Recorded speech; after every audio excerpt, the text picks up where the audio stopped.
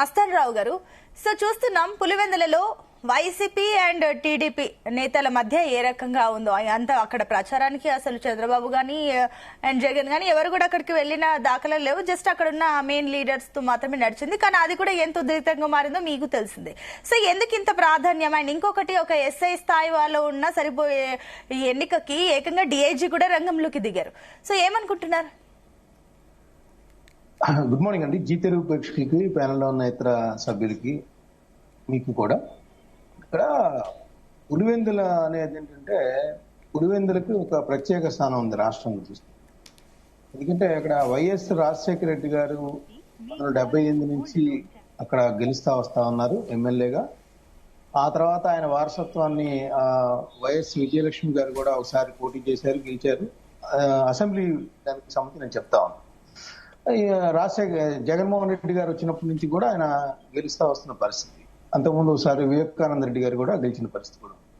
అంటే ఆ కుటుంబానికి, పులివెందులకి అనుబంధం కావచ్చు, లేదంటే అక్కడ అక్కడ ఉన్న ప్రజల ఆదరణ కావచ్చు లభిస్తా ఉన్న పరిస్థితి మనం చూస్తాం.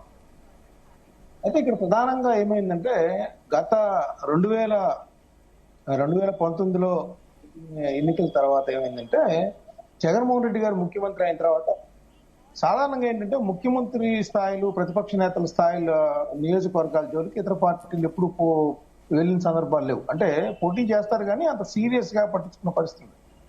జగన్మోహన్ రెడ్డి గారు కుప్పంలో చంద్రబాబు నాయుడు గారిని ఎందుకు ఓడించకూడదని చెప్పేసి ఆయన స్థానిక సంస్థల దగ్గర నుంచి మున్సిపాలిటీ వరకు అక్కడ చాలా వరకు వైఎస్ఆర్సీపీ గెలుచుకున్న సందర్భం ఉంది. అక్కడ పెద్దిరెడ్డి రామచంద్రారెడ్డి గారిని ప్రత్యేకంగా నియమించడం, చంద్రబాబు నాయుడు గారిని దెబ్బతీయటం ద్వారా తెలుగుదేశం పార్టీని రాష్ట్ర వ్యాప్తంగా దెబ్బతీయచ్చు, ఆ పార్టీ కార్యకర్తల్లో మానసిక స్థైర్యం కోల్పోయేలాగా చేయొచ్చు అనేది ఒక వ్యూహం పన్నారు. సో దానిలో భాగంగా అక్కడ కుప్పం మున్సిపాలిటీ కానీ అక్కడ ఉన్న స్థానిక సంస్థలను కూడా గెలుచుకున్న సందర్భాలు ఉన్నాయి. సో అదే నేపథ్యంలో ఈరోజు 164 స్థానాలతో కూటమి గెలుచుకుంది, ప్రభుత్వం ఏర్పాటు చేసింది. ఇప్పుడు ఏంటంటే పులివెందులకి సంబంధించి జెడ్పీటీసీలో అక్కడ మహేష్ రెడ్డి గారు ముఖ్యంతో హేమంత్ రెడ్డి గారు వాళ్ళ అబ్బాయిని రంగంలోకి దించిన పరిస్థితి. అయితే మొన్న అంతకుముందు జరిగిన మహేష్ రెడ్డి గారు ఎలా ఎన్నికయ్యారంటే ఏకగ్రీవంగా ఎన్నికయ్యారు. గతంలో కూడా ఏకగ్రీవంగా వస్తా ఉన్న పరిస్థితి. జెడ్పీటీసీ ఎలక్షన్స్ అంటే అక్కడ ఎవరు ఎన్నికలు వేయరు, ఎన్నికలకు వెళ్లే సందర్భం ఉండదు. అదేంటంటే అక్కడ ఆ విధంగా బెదిరిస్తున్నారనేది ప్రతిపక్షం ఇప్పుడు ఉన్న తెలుగుదేశం పార్టీ ఆరోపిస్తా ఉంది. అయితే ఇప్పుడు అందుకనే మేమేంటంటే స్వేచ్ఛగా ఎన్నికలు జరిగేలాగా అక్కడ మేము చర్యలు తీసుకున్నాము. కాబట్టి ఈ రోజు 11 మంది దాకా నామినేషన్లు వేసి అక్కడ ఒక ఎన్నిక జరిగేలాగా ఏర్పాటు చేశామనేది తెలుగుదేశం పార్టీ చెప్తా వస్తుంది. అయితే ఇక్కడ వైఎస్ఆర్సీపీ ఏంటంటే ఇంకా ఓడిపోతే జగన్ గారి మీద అది జగన్ గారి కుటుంబం బలహీన పడిపోయింది. ఆల్రెడీ ఆయనకి ఏంటంటే మొన్న అసెంబ్లీ ఎన్నికల్లో అంతకు ముందు కంటే కూడా మెజారిటీ తగ్గిన పరిస్థితి ఉంది. అదేవిధంగా అక్కడ ఉన్న కడప పార్లమెంట్ స్థానానికి కూడా అక్కడ ఉన్న షర్మిల గారు కాంగ్రెస్ నుంచి పోటీ చేశారు. తెలుగుదేశం అభ్యర్థికి లభించిన ఓట్లు పార్లమెంట్ లో చూస్తే పార్లమెంట్ కి సంబంధించి 2 కలిపితే అవినాష్ రెడ్డి గారు ఓడిపోయే పరిస్థితి కూడా ఉంది. అంటే అక్కడ వైఎస్ జగన్మోహన్ రెడ్డి హవా కావచ్చు, వైఎస్ రాజశేఖర రెడ్డి కుటుంబానికి ఉన్న హవా కావచ్చు తగ్గిపోయింది అనేది ఆల్రెడీ ఏర్పడుతుంది. ఆ నేపథ్యంలో ఇప్పుడు గనక పులివెందుల జెడ్పీటీసీని గెలుచుకోవటం ద్వారా జగన్మోహన్ రెడ్డిని మరింత ఆత్మరక్షణలోకి నెట్టచ్చు. ఆ పార్టీ పరిస్థితి ఆల్రెడీ 11 స్థానాలకి దిగజారిపోయి బలహీన పడిపోయింది కాబట్టి ఇదే సరైన సమయం అని తెలుగుదేశం పార్టీ ఎంచుకుంది. దానిలో భాగంగా అక్కడ జగన్మోహన్ రెడ్డిని ఎప్పుడు కూడా ధీటుగా ఎదుర్కొనే బీటెక్ రవి గారి సతీమణిని ఇక్కడ జెడ్పీటీసీ అభ్యర్థిగా రంగంలో ఉంచింది. మీరు చూడండి, ఇక్కడ నుంచి గత నెల రోజులుగా ఈ జెడ్పీటీసీ బై ఎలక్షన్ సంబంధించి ఎప్పుడైతే నోటిఫికేషన్ ఇచ్చిందో అప్పటి నుంచి చూస్తే తెలుగుదేశం పార్టీ ఒక వ్యూహం ప్రకారం పనిచేస్తా ఉంది. అక్కడ ఎంపీటీసీ స్థాయి నుంచి, గ్రామ స్థాయి నుంచి వైఎస్ఆర్సీపీలో ఒక కొంతమంది ఓటర్లని ఒక 10 మంది కానీ, 20 మంది కానీ, 50 మంది కానీ, 100 మంది కానీ ఓటర్లను ప్రభావితం చేసే వైఎస్ఆర్సీపీకి సంబంధించిన వ్యక్తులను ఈ పార్టీలో చేర్చుకోవడం ప్రారంభించింది. అంటే అటు ప్రలోభాలా లేకపోతే అట్రాక్ట్ చేస్తున్నారా ఏదైనా కావచ్చు, పేరు ఏదైనా పెట్టచ్చు. కొంతకాలం అది ఎక్కడ దాకా వెళ్ళిపోయిందంటే వైఎస్ రాజశేఖర రెడ్డికి బంధువులుగా ఉండే, అంటే వైఎస్ ఇంటి పేరుతో ఉన్న వాళ్ళని కూడా తెలుగుదేశం పార్టీలోకి ఈ ఉప ఎన్నిక సందర్భంగా చేర్చుకున్న పరిస్థితి కూడా మనం చూసాం. సో అదేంటంటే పూర్తిగా ఆత్మరక్షణ ధోరణిలో ఇప్పటి వరకు అప్రతిహతంగా గెలుస్తా వస్తున్న మనం ఈ విధంగా వీళ్ళు ఎక్కడ ఓడిస్తారో అనే ఒక ఆత్మలక్షణ ధోరణిలోకి వెళ్ళింది. అయితే మొన్నటిదాకా చెప్తుంది ఏంటంటే అవినాష్ రెడ్డి గారు వాళ్ళ పార్టీ నాయకులు కానీ వీళ్ళు ఎన్ని చేసుకున్నా ఏమి చేసినా ఇక్కడ ఆదరణ మాత్రం వైఎస్ రాజశేఖర రెడ్డి కుటుంబానికి, వైఎస్ జగన్మోహన్ రెడ్డి గారి కుటుంబానికి ఉంటది, ఇక్కడ దానిలో ఎటువంటి సందేహం లేదని చెప్పారు. అయితే నిన్న ఓటింగ్ సరళి కానీ అక్కడ జరిగిన వ్యవహారాలను చూసిన నేపథ్యంలో వైఎస్ఆర్సీపీ పూర్తిగా ఆత్మరక్షణ ధోరణిలో పడిపోయింది. ఇప్పుడు మనకి పోలింగ్ శాతం చూస్తే ఏమైంది, 76.44% దగ్గర దగ్గర మన పులివెందుల జెడ్పీటీసీకి, అదేవిధంగా ఒంటిమిట్టకి సంబంధించి 77.33% పోలింగ్ నమోదైంది. సాధారణంగా ఏంటంటే దొంగ ఓట్లు కానీ ఇంకేదైనా రిగ్గి చేయటం కానీ ఉంటే అంత పెద్ద ఎత్తున ఓటింగ్ పోలే పరిస్థితి ఉండదు, అదేదో కొంత వీలవుతుంది కానీ, ఎందుకంటే ఇక్కడ ఓకే అండి మస్తానరావు గారు. సో ఇంకొకటి ఏంటంటే కూడా వైఎస్ జగన్ ఇప్పుడు ఈ ఎన్నికను రద్దు చేయాలని ఒక డిమాండ్ కొత్త మంత్రులను తెరపైకి తీసుకొచ్చారు. అండ్ ఇంకొకటి ఏంటంటే కూడా ఈ మనకి అప్డేట్ ఏంటంటే కూడా 3-14 కేంద్రాల్లో కూడా మళ్ళీ రీపోలింగ్ జరగబోతుంది అని చెప్పేసి మనకు అప్డేట్ ఉంది. సో ఏం చెప్తారు దీనికి? నిన్న జరిగిన పోలింగ్ సందర్భంగా వాళ్ళు కంప్లైంట్ చేసిన పరిస్థితి ఉంది. దాని నేపథ్యంలో అక్కడ ఏంటంటే ఆ వెబ్ కెమెరా సాక్షిగా ఒక ఓటరే ఎక్కువ మల్టిపుల్ అంటే 2-3 సార్లు వచ్చి ఓట్లు వినియోగించుకున్నారు, అంటే దొంగ ఓట్లు వేశారనేది కొంత వాళ్ళకి రూఢిగా అందడంతో ఇప్పుడు మీరు చెప్పిన ఆ 2 కేంద్రాల్లో కూడా రీపోలింగ్ పెడతా ఉన్న పరిస్థితి అయితే ఇక్కడ నిన్న 3-14 పులివెందులకు సంబంధించి పులివెందులు జెడ్పీటీసీలో రీపోలింగ్ పెడతా ఉన్నారు. ఇంకోటి ఏంటంటే నిన్న రిటర్నింగ్ ఆఫీసర్ కి ఒక కంప్లైంట్ చేశారు. వైఎస్ఆర్సీపీకి సంబంధించి 15 పోలింగ్ కేంద్రాలు ఉన్నాయి. అక్కడ 15 పోలింగ్ కేంద్రాలకు సంబంధించి వైఎస్ఆర్సీపీ ఏజెంట్లు అందరూ కూడా మమ్మల్ని పోలింగ్ కేంద్రంలో కూర్చొనివ్వకుండా బయటికి గెంటేసేశారు. ఆ తర్వాత వాళ్ళు రిగ్గింగ్ చేసుకున్నారో ఇంకేం చేశారో తెలియదు కానీ మమ్మల్ని అయితే ఆ ఛాయలకు కూడా రానివ్వలేదు. ఇది ఒక కొత్త రకం విధంగా చేశారు కాబట్టి దీని మీద చర్య తీసుకోవాలని చెప్పేసి 15 మంది ఏజెంట్లు కూడా కంప్లైంట్ చేశారు. అదేవిధంగా ఇండిపెండెంట్ అభ్యర్థి చెంగల్ రెడ్డి పులివెందుల జెడ్పీటీసీ స్థానానికి ఆయన కూడా ఏంటంటే పోలీసులు తెలుగుదేశం పార్టీ వాళ్ళు కలిసి నన్ను గెంటేశారని చెప్పేసి ఆయన కంప్లైంట్ చేశారు. ఇవన్నీ ఇలా ఉంటే అసలు ఈ ఉప ఎన్నికను పూర్తిగా రద్దు చేయాలని అటు జగన్మోహన్ రెడ్డి గారు స్టేట్మెంట్ ఇచ్చారు. మళ్ళీ అవినాష్ రెడ్డి గారు కూడా స్టేట్ ఎలక్షన్ కమిషన్ కి ఒక లేఖ రాశారు. ఇవన్నీ కూడా ఇట్లా దౌర్జన్యపూరితంగా జరిగాయి కాబట్టి ఈ ఉప ఎన్నిక అనేది ప్రజాస్వామ్యబద్ధంగా జరగలేదు కాబట్టి ఇక్కడ దాడులు, ఘర్షణలు, లేదా రిగ్గింగ్ చేయటాలు, ఇతర ప్రాంతాల నుంచి రావటాలు, కొంతమంది నాయకులు తెలుగుదేశం పార్టీకి సంబంధించి ఇవన్నీ జరిగాయి కాబట్టి ఈ ఉప ఎన్నికను రద్దు చేసి మళ్ళీ తిరిగి నిర్వహించాలని చెప్పేసి ఆయన లేఖ కూడా రాసిన పరిస్థితి ఉంది. అయితే నేననేది ఏంటంటే ఇప్పుడు 11 గంటలకి వైఎస్ జగన్మోహన్ రెడ్డి గారు కూడా ప్రెస్ కాన్ఫరెన్స్ దీనికి సంబంధించి విలేకరుల సమావేశం పెట్టబోతా ఉన్నారు.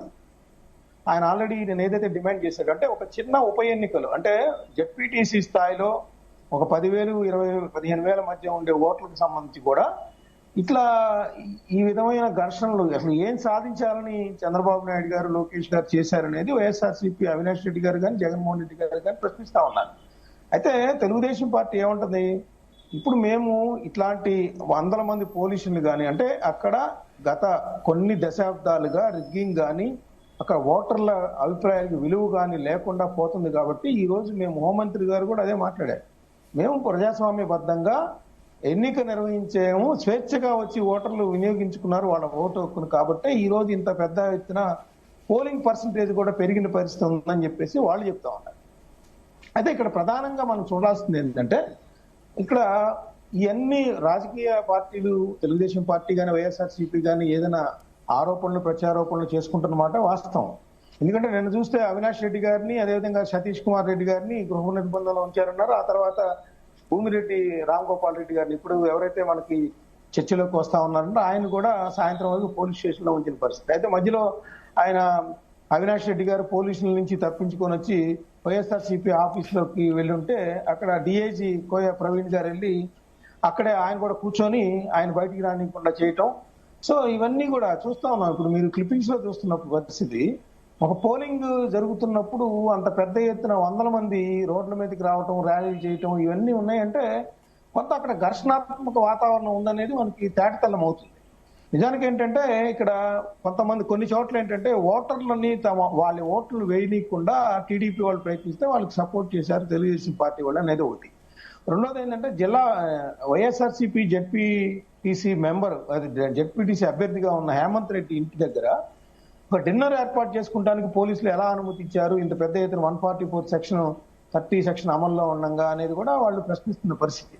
సో ఇక్కడ టోటల్ గా చూస్తే ఏంటంటే పోలీసుల మీద అధికార పార్టీకి అనుకూలంగా వ్యవహరించారన్న ఆరోపణలు, కొన్ని వీడియోలను కూడా మన నిన్న ఎలక్షన్ కమిషన్ కి అంబటి రాంబాబు గారి ఆధ్వర్యంలో కంప్లైంట్ కూడా ఇచ్చిన పరిస్థితి.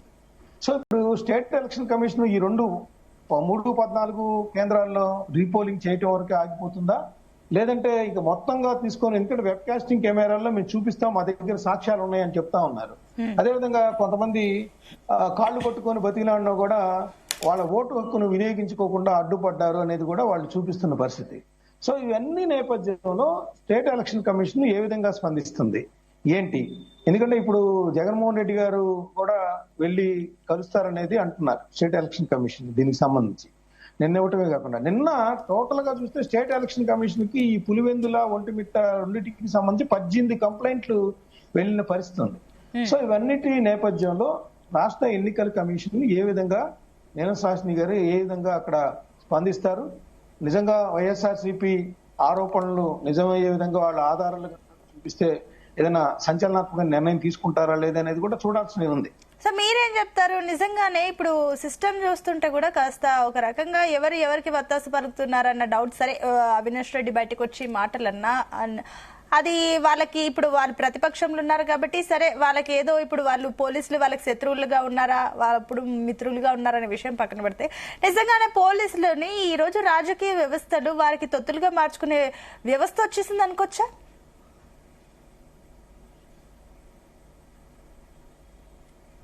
ఎస్, మ్యూట్ లో ఉన్నట్టున్నారండి మస్తాన్ రావు గారు మీరు. ఖచ్చితంగా అలాంటి వ్యవస్థలు ఇప్పుడు వేలునుకుంటా ఉన్నాయి, అవి కొనసాగుతున్నాయి కూడా. మనం చూడొచ్చు 2021 స్థానిక సంస్థల ఎన్నికలప్పుడు నామినేషన్లు వేయలేని పరిస్థితి ఉంది. నామినేషన్లు వెళ్తుంటే వాళ్ళని కిడ్నాప్ చేయటం, లేకపోతే నామినేషన్లు వేసే కేంద్రం పక్కనే చించేయటం, వాళ్ళు భయభ్రాంతులకు గురి చేయటం, ఏకగ్రీవాలు చేసుకోవటం, ఇవన్నీ కూడా జరిగిన పరిస్థితి ఉంది.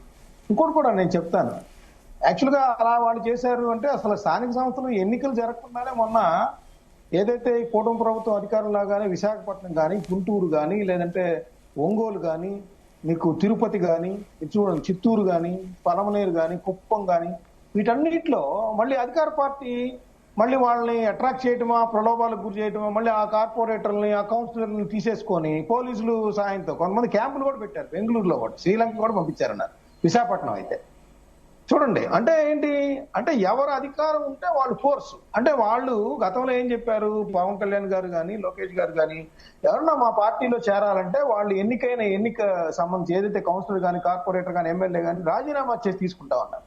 కానీ అక్కడ ఏం జరిగింది మనం చూసాం. ఆ మేయర్ పీఠం అంటే అది సంవత్సరంన్నర ఉంటది, ఆ మేయర్ పీఠాల కోసం కూడా మళ్ళీ ఆ బరితెగింపు చూసాం. అంటే వైఎస్ఆర్సీపీ ఆ రోజు 2021 అరాచకాలకు పాల్పడి దౌర్జన్యాలకు పాల్పడి ఎలా అయితే ఏకగ్రీవాలు చేసుకుంటాం, ఇప్పుడు కూడా ఎన్నిక లేకుండానే వాళ్ళు ఆయా అధికార కేంద్రాల కోసం ఆ మేయర్ లాంటి మున్సిపల్ చైర్మన్ లాంటి వాటి కోసం లేదంటే డిప్యూటీ మేయర్ లాంటి వాటి కోసం ఏ విధంగా మనకి అధికార పార్టీ కూడా అట్లాంటి వాటికి సపోర్ట్ చేస్తుంది అనేది, దానికి పోలీసులు కూడా కొన్ని చోట్ల ఒత్తాసు పలికింది అనేది కూడా వైఎస్ఆర్సీపీ ఆరోపించిన పరిస్థితి మనం కూడా చూసాం.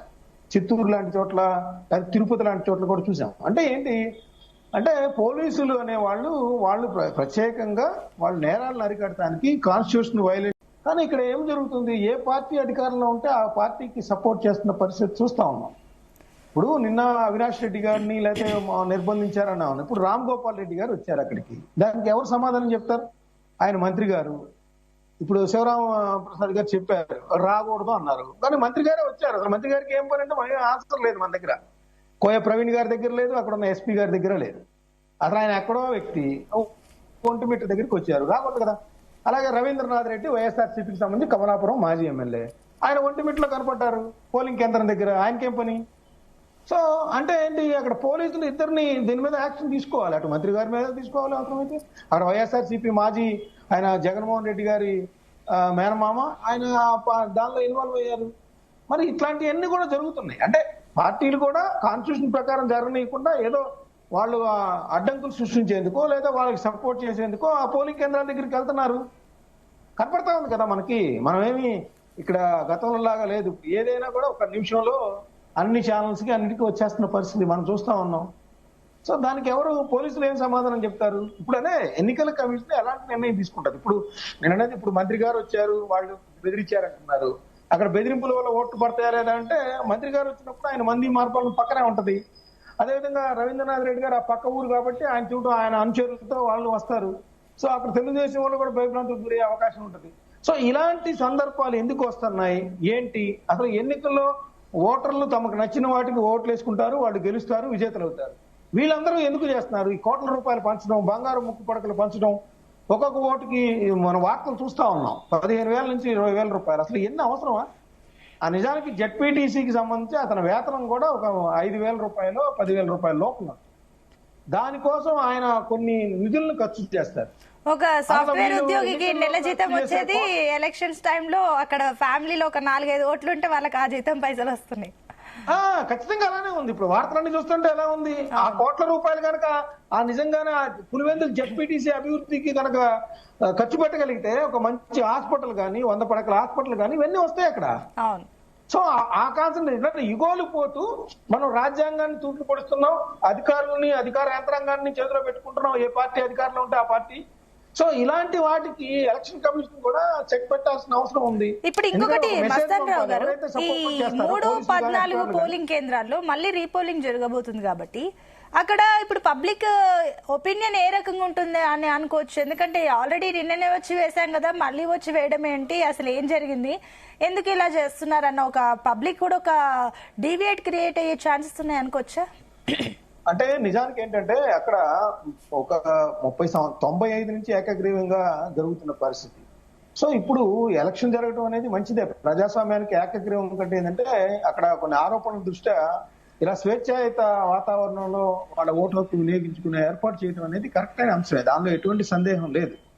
అయితే ఏంటంటే ఇక్కడ అక్కడ జరిగిన సందర్భాలు కానీ, ఘర్షణలు కానీ మీరు అన్నారు చూసారా, వెబ్ కెమెరాలు ఉన్నాయి ఆల్రెడీ అన్ని చోట్ల పెట్టారు.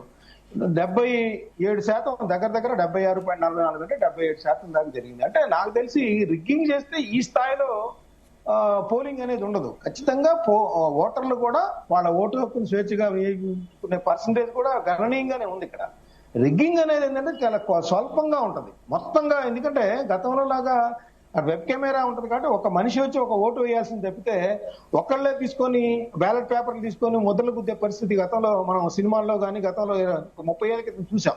అలాంటివన్నింటినీ చెక్ పెడతానికే ఈవీఎంలు వచ్చిన పరిస్థితి ఉంది. సో కానీ ఇక్కడ బ్యాలెట్ పేపర్లు పెట్టినప్పుడు కూడా ఆ రిగ్గింగ్ చేసే పరిస్థితి అంత స్థాయిలో ఉండదనేది నేనైతే అనుకుంటాను. 77% ఓట్లు అంటే ఖచ్చితంగా ప్రజలు స్వచ్ఛందంగా వచ్చి ఓటు హక్కు వినియోగించుకున్నారనేది మనం నమ్మాల్సిన అంశం ఉంది. ఎలక్షన్ కమిషన్ కూడా మొత్తంగా రీపోలింగ్ చేసే పరిస్థితి అయితే ఉండదు. ఖచ్చితంగా ఇది ఇప్పుడు జరుగుతున్న వాతావరణం అంతా చూస్తే కనుక తెలుగుదేశం పార్టీ ధీమా, వైఎస్ఆర్సీపీ ఆత్మరక్షణ ధోరణి, ఎందుకంటే గెలుస్తామన్న వాళ్ళు ఇప్పుడు వెనక్కి తగ్గి మాట్లాడతాం అని చూస్తా ఉంటే ఇక్కడ ఖచ్చితంగా టీడీపీ అభ్యర్థి గెలుపు అవకాశాలు ఎక్కువ ఉంటాయనేది కూడా మనకు కనిపిస్తా ఉన్న పరిస్థితి కూడా చూడొచ్చు. ఇలాంటివి రిపీట్ అవుతా ఉన్నాయంటే దీనికి కారణం ఏంటంటే ఎన్నికల కమిషన్ కి సొంత యంత్రాంగం అంటూ ఉండదు. ఏదైతే అక్కడ ప్రభుత్వంలో ఎస్పీలుగా, డిఐజీలుగా, సిఐలుగా, ఎస్ఐలుగా పనిచేస్తుంటారో వాళ్లే పనిచేయాలి. ఇటీవల కాలంలో ఏంటి, గత 20 సంవత్సరాలు చూస్తే ప్రతి పోస్టింగ్ కి ఎమ్మెల్యే దగ్గరకో లేకపోతే ఆ మంత్రి గారి దగ్గరకో లేకపోతే ఆ ఎంపీ గారి దగ్గరకో వెళ్తా ఉన్నారు. వెళ్తున్నప్పుడు ఖచ్చితంగా ఇలాంటి వచ్చినప్పుడు వాళ్ళు ఏదైతే ఆదేశాలు ఇస్తారో వాటిని పాటిస్తూ ఉంటారు, ఏ పార్టీ అధికారంలో ఉంటే అది. అలాంటప్పుడు ఏంటంటే ఇలా బై ఎలక్షన్ జరిగేటప్పుడు ఇక అదేటు సంస్కరణ రూపంలో రావాలి. సొంత యంత్రాంగం అంటే అయ్యే పని కాదు, లేకపోతే వేరే రాష్ట్రాల నుంచి యంత్రాంగం రావడం కూడా అయ్యే పని కాదు. నేననేది ఏంటంటే ఇట్లాంటి బై ఎలక్షన్స్ లాంటివి జరిగేటప్పుడైనా అక్కడ ఉన్న స్థానిక పోలీస్ అధికారులు ఎవరిని కూడా అక్కడ లేకుండా చేసి, లేదంటే రెవెన్యూ యంత్రాంగాన్ని కానీ ఆ ఎన్నికల వరకు కనుక చేస్తే కొంతవరకు ఈ అధికార పార్టీకి అనుకూలంగా వ్యవహరిస్తున్న విమర్శలు లేదంటే ఆ ఘర్షణలు నివారించడంలో ఒక పక్షంగా వహిస్తున్నారనే ఆరోపణలకి కూడా లేకుండా చేసినట్లు అవుతుంది. సో ఖచ్చితంగా ఇట్లాంటి అంటే ప్రతిష్టాత్మకంగా అనేది ఏముండదు. ఎలక్షన్ గానే ఉంటది. అంటే నాననేది అంటే ఇట్లా మాజీ ముఖ్యమంత్రి నియోజకవర్గానికి సంబంధించి కానీ అట్లాగా ఘర్షణలకి, ఎందుకంటే ఇన్ని వందల పోలీసులు ఒక జెడ్పీటీసీకి ఎక్కడ ఉపయోగించి ఉంటారు నాకు తెలిసి. సో అలాంటప్పుడు ఏంటంటే ఇట్లాంటి సందర్భాల్లో లోకల్ ఎవరు కూడా అధికారులు కానీ ఎవరు లోకల్ వాళ్ళు ఉండకుండా చర్యలు తీసుకొని ఆ విధంగా నిర్వహించదలిస్తే కొంతవరకు వీటిని అవాయిడ్ చేయొచ్చు. రెండోది ఏంటంటే మీరు ఇప్పుడు కడప రిపోర్టర్ చెప్పినట్లుగా వాళ్ళు ఏమంటారంటే మొత్తం 15 పోలింగ్ కేంద్రాలకు సంబంధించి ఇప్పుడు 2 చేస్తా ఉన్నారు. మేము చెప్పింది ఏంటంటే మొత్తం అంటున్నారు, లేదంటే కనీసం 10 పోలింగ్ కేంద్రాల్లో అన్న చేయగలిగితే బాగుంటుంది అనేది అన్నారు. అయితే అక్కడ పారామీటర్స్ ఉంటాయి. ఒక పోలింగ్ కేంద్రంలో రీపోలింగ్ నిర్వహించాలంటే ఎలక్షన్ కమిషన్ కానీ అక్కడ ఉన్న పోలింగ్ ఆఫీసర్స్ ఇచ్చే నివేదికలు కానీ లేదంటే అక్కడ ఉన్న వెబ్ కెమెరా సాక్షిగా వాళ్ళకి లభిస్తున్న సాక్ష్యాధారాలు కానీ ఇనీషియల్ గా తీసుకుంటారు. వైఎస్ఆర్సీపీ అడిగిందనో లేదంటే వాళ్ళకి తక్కువ ఓట్లు పడ్డాయనో తెలుగుదేశం పార్టీ వాళ్ళు ఎక్కువ ఓట్లు పడ్డాయనో అవన్నీ వాళ్ళకి అనవసరమైన విషయం. వాళ్ళకి కావాల్సింది టెక్నికాలిటీస్. ఆ టెక్నికాలిటీస్ కి సంబంధించి అక్కడ వాళ్ళ ఆరోపణలకు బలం ఉందా లేదా అవి ఉన్నాయి కాబట్టి ఆ 2 కేంద్రాలను సెలెక్ట్ చేశారు. మొత్తం చేయటం అనేది జరిగే పని కాదు, అది జరగదు కూడా. ఖచ్చితంగా ఎల్లుండే కౌంటింగ్ జరుగుతుంది. వైఎస్ఆర్సీపీ ఏదైతే ఆశిస్తా ఉందో డిమాండ్ చేస్తా ఉందో ఆ విధంగా మొత్తం రీపోలింగ్ చేసే పరిస్థితి అయితే లేదు. ఉప ఎన్నికను రద్దు చేసే పరిస్థితి కూడా అంతకంటే అక్కడ కనిపించట్లేదు నాకైతే.